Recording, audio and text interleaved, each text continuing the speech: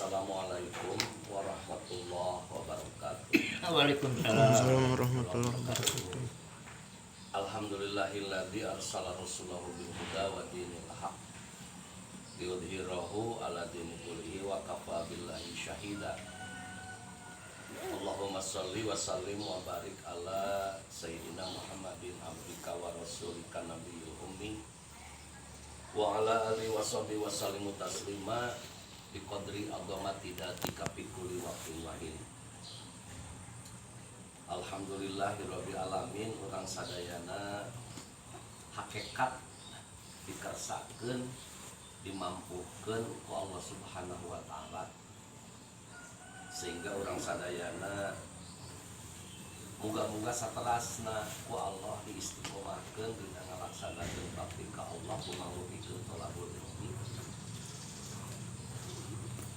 Muga-muga tina sababiah urang thalabul ilmi ieu ngabangun komunikasi interaksi di dunia parat dugikeun ka akhirat, sehingga urang sadayana ku Allah dikepalkeun sinaran Kangjeng Nabi Muhammad sallallahu alaihi wasallam oge ngahiji ngagabung sasarengan sinaran para rasul, para anbiya, para sholihin, para syuhada. Amin ya Allah ya rabbal alamin. Rahmat sinaran kahormatanana mugia tambi-tambi dilimpahkeun ka junjungan urang sadaya Kangjeng Nabi Muhammad sallallahu alaihi wasallam oge ka kulawargina, ka para sahabatna, para tabiin tabiatna, oge ka sadaya umat-umatna. Muga-muga urang sadaya kalebetkeun kana umat mantena anu bakal kain syafaatul uzma di yaumil akhir. Amin ya Allah ya rabbal alamin. Pala wargi sadayana nu pusing kuring deui hormat satu acan meraskeun kana ieu hanca urang sami-sami ngadoakeun heula. Ngadoakeun kanggo urang sadayana seluruh jamaah baik offline kanggo sadayana umat mukmin mukminat di mana bae ayana, muga-muga aya dina lindungan Allah Subhanahu wa taala. Muga-muga saterasna sadayana di tetap renggenah dina hidayah Allah Subhanahu wa taala kalayan. Muga-muga sadayana ku Allah Subhanahu wa taala disalametkeun duniana para ke akhiratna. Amin ya Allah ya rabbal alamin. Anu nuju teu daramang muga-muga ku Allah didamangkeun sehat sakumaha mistina, teu damang lahiriahna, teu damang batiniahna. Muga-muga ku Allah didamangkeun disehatkeun sakumaha mistina. Nuju usaha, nuju kasab, nuju ekonomi, nuju bisnis, nuju naon bae anu sifatna milari ma'isyah ngalaksanakeun muamalah anu tujuan utamana adalah kanggo bekal ibadah di dunia, kanggo ngalangsungkeun urang sadayana memperkiat perintah-perintah Allah sinareng perintah Rasulullah SAW. Moga-moga ku Allah dipaparin keberkahan barokah dina hasil usaha sinareng takwa eta bakal dijadikeun bekal kanggo perjalanan urang, manzilah urang, tempat kedudukan urang oge di alam kubur, oge di yaumil akhir, dina hari akhirat. Amin ya Allah ya rabbal alamin. Urang doakeun ku urang sadayana anu nuju milari ilmu, para putra urang di mana bae ayana selaku kader-kader anu bakal neraskeun generasi, anu bakal neraskeun urang sadayana. Moga-moga pala putra manfaat di dunia, manfaat di akhirat. Amin ya Allah ya rabbal alamin. Urang doakeun ku urang sadayana anu nuju ngagareduhan maksad naon bae anu sae mungkin Allah. Moga-moga maksad sae eta aya dina ijabah Allah Subhanahu wa taala. Amin ya Allah ya rabbal alamin. Oge salajengna urang sadayana dalam kerangka hidup di akhir zaman, di di mana hidup di akhir zaman berbagai macam bentuk, berbagai macam asrina kehidupan manusia dari sejak zaman Nabi Adam sampai hari ini miniaturna aya dina tahun-tahun ayeuna, karena tahun ayeuna ieu teh termasuk akhir zaman urang sadaya. Nah, umat Islam sadayana moga-moga aya dina lindungan Allah Subhanahu wa taala. Amin ya Allah. Bismillahirrahmanirrahim. A'udzubillahi minasyaitonirrajim. Bismillahirrahmanirrahim. Alhamdulillahirabbil alamin arrahmanirrahim maliki yaumiddin. Iyyaka na'budu wa iyyaka nasta'in ihdinas nu pusing kuring dihormat dina agenda atanapi hanca anu ayeuna terus kesempat kamarinnya malam Jumat geus pusaban teh. Mohon Pak. Mohon Kang. Sakedik pentennya mengenai hikmah dina pusaban. Hilap kedah nama dina Sabtu kamari kedah nama diuningakeun teh. Jadi ada di masjid beribadah. Beribadah itu tidak hanya sebatas sholat.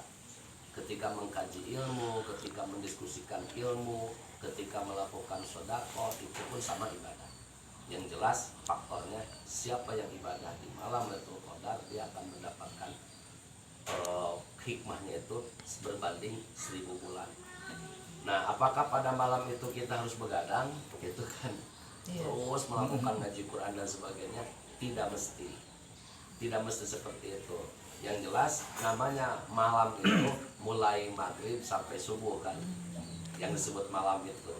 Yang jelas nanti pada malam itu setiap orang mulai diawali dengan buka puasa, begitu maghrib, sholat isya, kemudian sholat tarawih. Terserah itu sholat tarawihnya, soal hitungan itu tergantung orang berpegangnya di mana. Nah, kemudian setelah itu biasa kalau habis taraweh suka bagi sedekah dan sebagainya. Kalau yang memiliki itu di masjid itu terutama untuk anak-anak ya, untuk anak-anak biasa dikasih sedekah, ada makanan apa supaya anak-anak menjadi semangat ada di masjid. Setelah itu walaupun kita tidur, setelah tidur malam bangun tahajud, kemudian persiapan untuk makan sahur, itu pun sudah termasuk ibadah di malam. Dan kalau tepatnya pada malam Lailatul Qadar akan mendapatkan pahala Lailatul Qadar. Nah, jadi intinya tetap bagi kita itu jangan menunggu kita mah mau begadang, mau nunggu Lailatul Qadar. Nah, enggak mesti seperti itu. Yang jelas rutinitas, bukan rutinitas itu, kewajiban sehari-hari pada malam hari di bulan Ramadan dan sunnahnya diikuti saja dari mulai malam pertama. Tarawehnya jangan ketinggalan kalau yang tidak ada halangan, kecuali kalau ada halangannya halangan secara syar'i, seperti kalau perempuan ada haid gitu kan, itu kan udah jelas dilarang. Nah, kalau yang tidak ada larangan secara syar'i itu ikuti aja selama Ramadan itu, dan itu pasti akan mendapatkan malam Lailatul Qadar. Nah, apalagi terakhir di malam 10 terakhir itu kita lebih memfokuskan di samping yang tadi ibadah yang tadi secara tematik atau secara waktu itu dilakukan, ditambah dengan ditingkatkan baca Qur'annya atau dengan sunat-sunatnya dan sebagainya, itu lebih utama gitu. Walaupun hanya kebiasaan dengan waktu yang sudah tertentu, kita insya Allah itu akan mendapat apa? Lailatul Qadar. Itu pada malam Lailatul Qadar pertama ya. Kedua, malam yang diberkahi oleh Allah itu malam Jumat. Nah, malam Jumat itu ayah itu teh. Mohon. Duka. Ya. Anu pertama kan Teu aya leres teh. Jadi nampaknya itu hanya memberikan semangat. Semangat ibadah. anu pertama kali sebenarnya udah kebelet kali. Iya. Sama hari saya buka kakak, nanti ngebobodo, Kita ngebobodo umat Islam supaya yang salah gila kalau Waalaikumsalam. Alhamdulillah. Alhamdulillah. Nah, jadi itu pada malam Jumat itu justru kita disarankan itu untuk beriktikaf, ya, beriktikaf. Nah, kemudian pernah kita membaca dalam sebuah hadis yang ketiga. Malam nisfu Sabat itu ketika kita melakukan istighfar gitu. Kebanyakan saya mah tobat cicing we, henteu diganti kuno perbuatan yang baik, hanya menghentikan saja dan menyesali. Itu tidak sempurna tobatnya. Harusnya ketika kita menghentikan, menyesali terhadap sesuatu yang telah lewat, maka dari mulai itu ke depan diganti dengan perbuatan-perbuatan yang baik. Itu baru dikatakan tobat yang sempurna. Jadi kalau hanya sekadar istighfar itu belum memenuhi pada kriteria tobat. Ketika dalam hati itu masih tetap ada itu. Banyak orang yang mereka musyrik, berlaku musyrik itu. Tetapi dia mengatakan istighfar, ya Allah ampuni, tapi dia tidak berterus terang dosanya apa kepada Allah. Itu belum dikategorikan tobat yang sempurna. Makanya ada kalimat taubatan nasuha, gitu kan. Nah, jadi untuk taubatan nasuha itu 3 poin saja anu paling penting. Pertama, menghentikan. Kedua, menyesali. Dan ketiga, menggantikannya dengan perbuatan yang baik.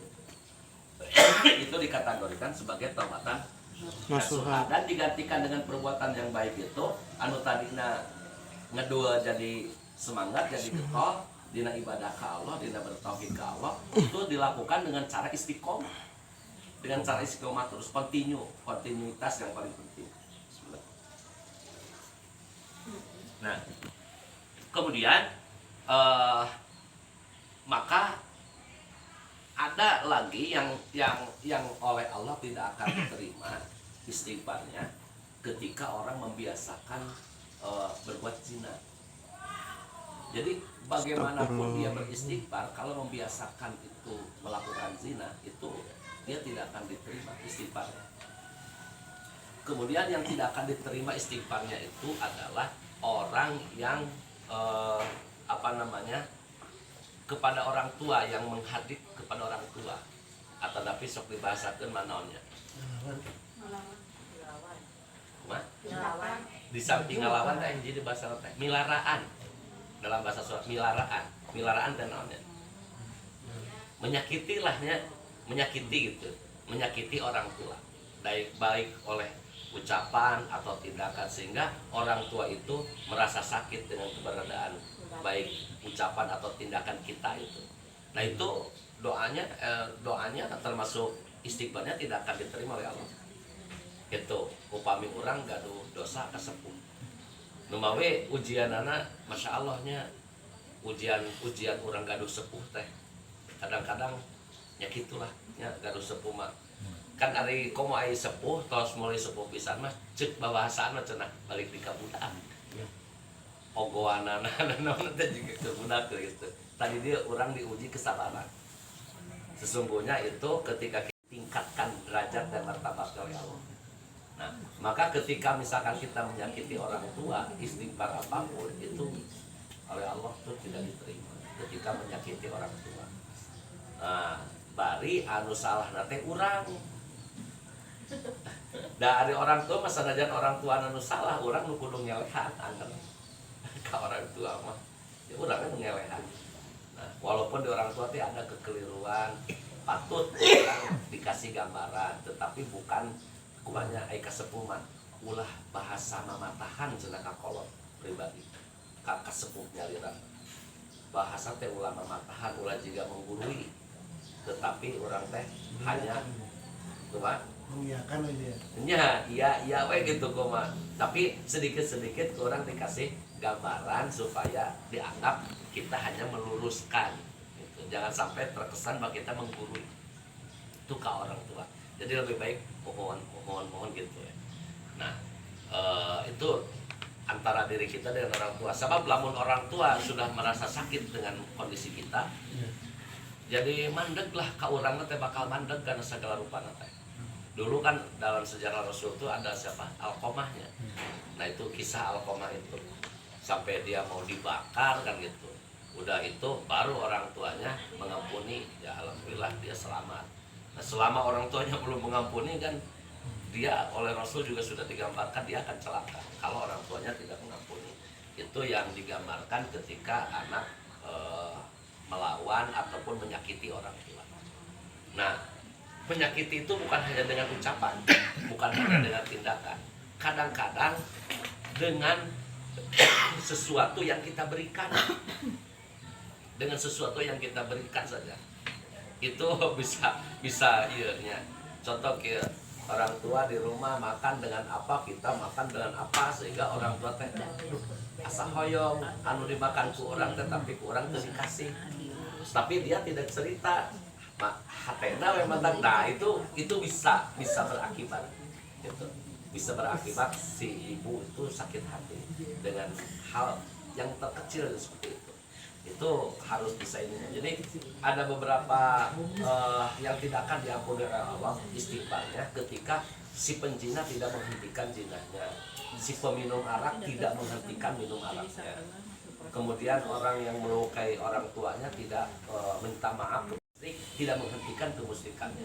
Itu walaupun istighfar beribu-ribu kali pun dia tidak akan diterima oleh Allah selama belum menyadari, belum menghentikan itu semua. Itu kalau jinah mata juga itu sama. Iya. Itu Persepsi bisa jinah jadi biasanya kan bisa jadi sama. identiknya. Jinah mata pun bisa jadi sama.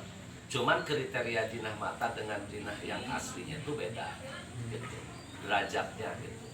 Nah, yang lebih diinikan justru jinah yang kelamin itu, yang paling pokoknya. kalau dalam soal mata, jinah mata kayak gitu itu lebih ke tingkatan sufi, lebih ke tingkatan ininya menjaga hatinya. Nah kalau yang jinah asli laki dan perempuan seperti itu lebih kepada karena itu ada faktor secara khusus